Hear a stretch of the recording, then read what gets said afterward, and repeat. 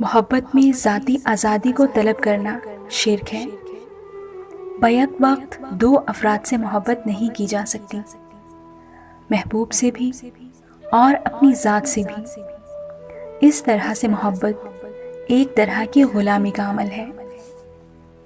محبت میں مجبوریاں آئیں تو سب مجبوریوں کو مجبور کر کے محبت چننا، اپنی زندگی کا فیصلہ خود لینا، کیونکہ آج اگر جذبات میں آ کر محبت چھوڑ دی تو زندگی بھر زندہ لاش کی طرح گزرے گی، اور جن کی وجہ سے مجبور ہو کر آپ محبت چھوڑ دو گے وہ بھی آپ کا ساتھ کبھی نہیں دیں گے۔